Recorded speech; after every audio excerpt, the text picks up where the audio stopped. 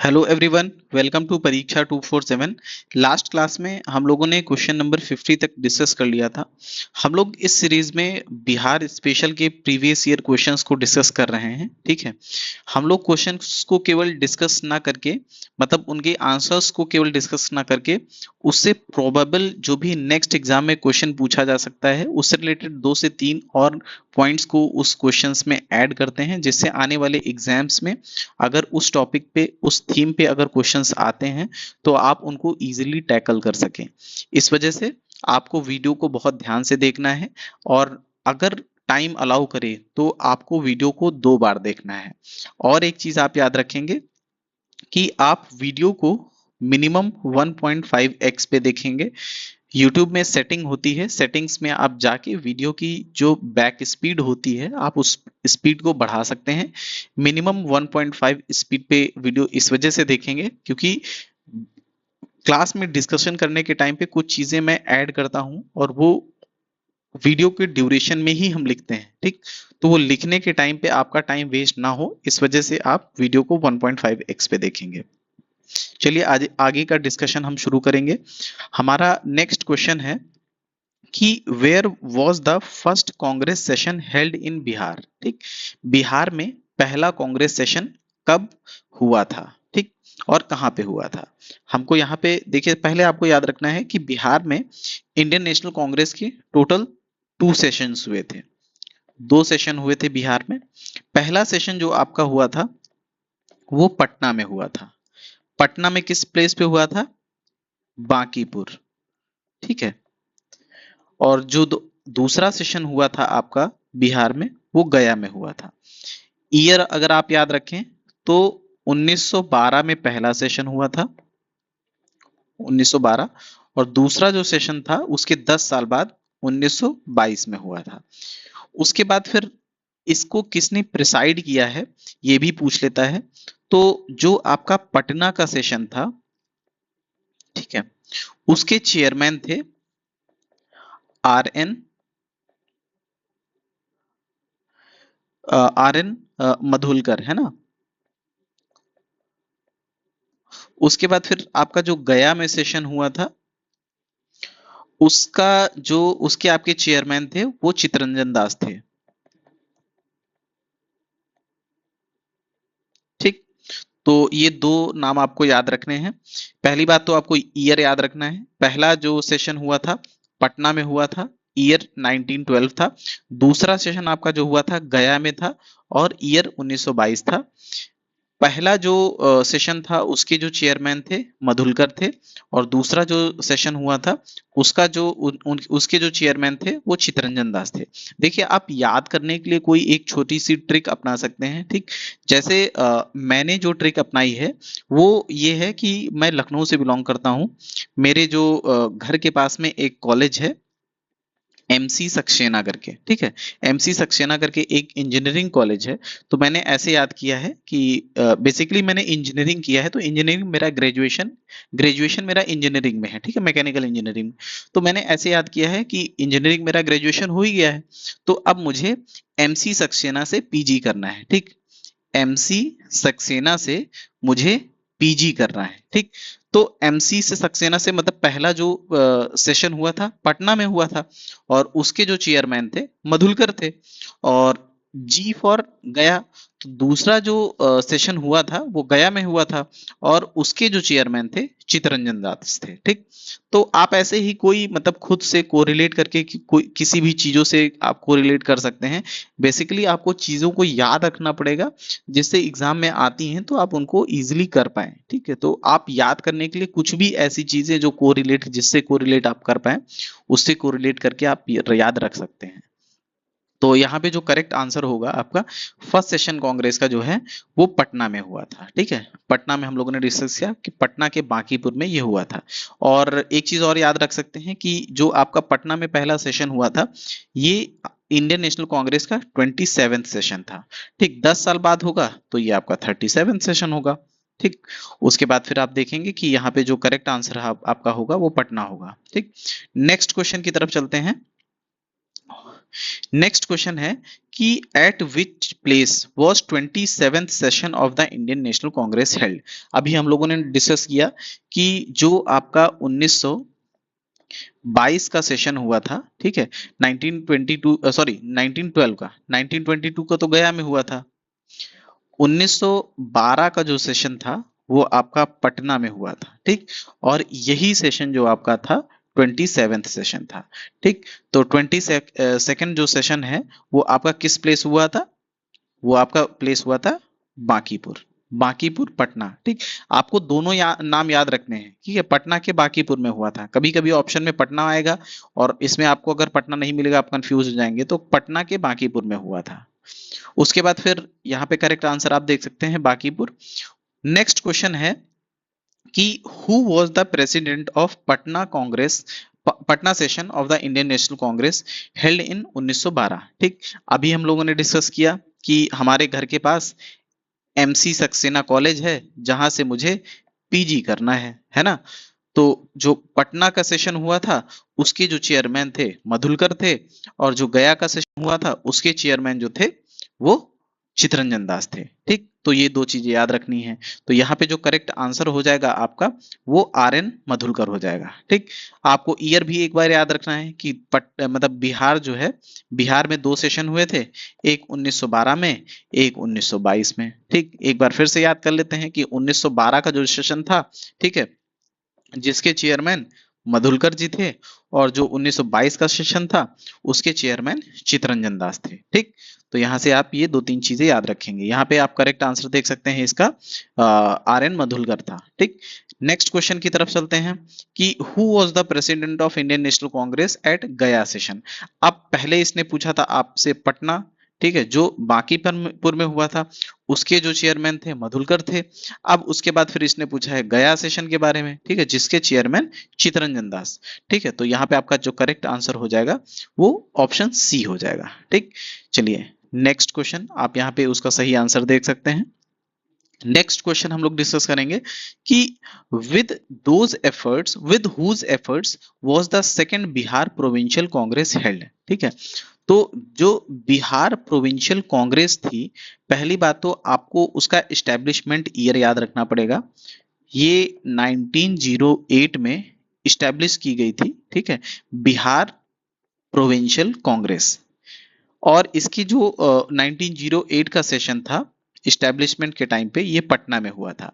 और इसके जो प्रेसिडेंट थे वो थे अली इमाम, ठीक। तो आपसे ये क्वेश्चन पूछ सकता है कि जो बिहार प्रोविंशियल कांग्रेस थी उसका एस्टेब्लिशमेंट ईयर क्या था, तो 1908 था। पहला सेशन पटना में हुआ था और उसके जो प्रेसिडेंट थे वो अली इमाम थे।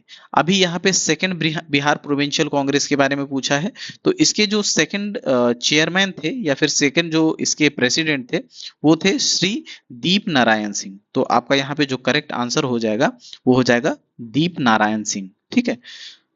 तो यहाँ पे आप करेक्ट आंसर इसका देख सकते हैं। नेक्स्ट क्वेश्चन हम लोग डिस्कस करते हैं। नेक्स्ट क्वेश्चन में कह रहा है कि Baba Thakurdas established which society in Patna, ठीक। तो बाबा ठाकुरदास के बारे में बोल रहा है कि बाबा ठाकुरदास ने पटना में कौन सी सोसाइटी इस्टेब्लिश किया था, ठीक। तो यहाँ पे कुछ ऑप्शंस जो हैं, servants of India society, Ramakrishna mission society, या फिर सेवा समिति, या फिर सोशल सर्विसेज लीग। तो आपका जो करेक्ट आंसर होगा वो ऑप्शन बी होगा, रामकृष्ण मिशन सोसाइटी, ठीक। तो बाबा ठाकुरदास जो थे उन्होंने बिहार के पटना में रामकृष्ण मिशन सोसाइटी इस्टेब्लिश किया था। इस्टेब्लिशमेंट ईयर भी पूछ लेता है तो वो आपको याद रखना है, 1906-7 में इन्होंने इस्टेब्लिश किया था रामकृष्ण मिशन। बाबा ठाकुरदास ने रामकृष्ण मिशन को इस्टेब्लिश किया था पटना में, ठीक है। वैसे जो रामकृष्ण मिशन था, ठीक है, इसके फाउंडर कौन थे ये भी आपको याद रखना है। इसके फाउंडर थे विवेकानंद जी, ठीक है। इन्होंने कहाँ पे इस्टेब्लिश किया था, तो इन्होंने कलकत्ता में इस्टेब्लिश किया था, ठीक। और वहां पे इस्टेब्लिशमेंट ईयर जो था वो 1887, ठीक। तो यहाँ पे आप ये 3-4 चीज याद रखेंगे कि पटना में जो रामकृष्ण मिशन था उसकी इस्टेब्लिशमेंट बाबा ठाकुर दास ने किया था, और इसका जो मेन जो था इस्टेब्लिशमेंट वो विवेकानंद जी ने किया था। कहाँ पे? कलकत्ता में 1887 में। ठीक, इसका जो मेन पर्पस था, जो रामकृष्ण मिशन था, इसका एस्टेब्लिशमेंट करने का मेन पर्पस जो था वो था कि इंडियंस की सोशल कंडीशंस को इम्प्रूव करना था। ठीक, improvements of social conditions of Indians was the one of the reason behind establishment of Ramakrishna Mission Society। इसके अलावा ये आपका पहला ऑब्जेक्टिव हो गया। सेकंड ऑब्जेक्टिव था कि जो वेदांता की टीचिंग्स थी,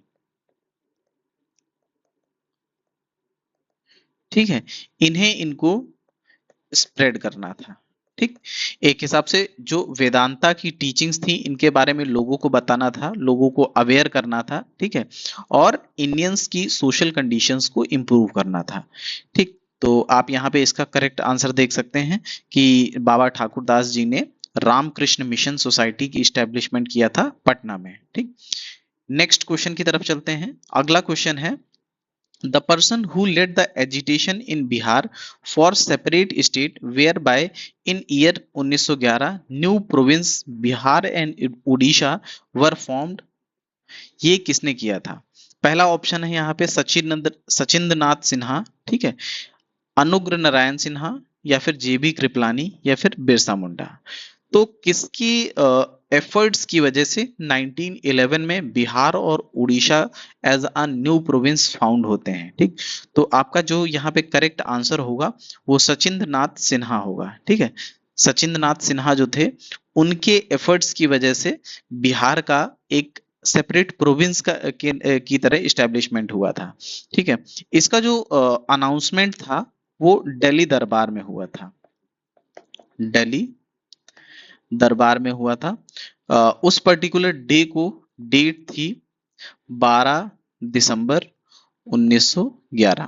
ठीक, तो दिल्ली दरबार जो कि हुआ था 12 दिसंबर 1911 को, ठीक है, उसमें अनाउंस किया गया था कि बिहार और उड़ीसा एक सेपरेट प्रोविंस की तरीके इस्टेब्लिश किए जाएंगे। ठीक, जैसे क्या होता है कि जो हमारे पीएम हैं ये किसी कंट्री में जाते हैं, वहां पे कोई मेमोरेंडम ऑफ अंडरस्टैंडिंग साइन करते हैं। ठीक, जब जिस दिन वो मेमोरेंडम ऑफ अंडरस्टैंडिंग साइन करते हैं उसी तरह एक हिसाब से ये अनाउंसमेंट होता है।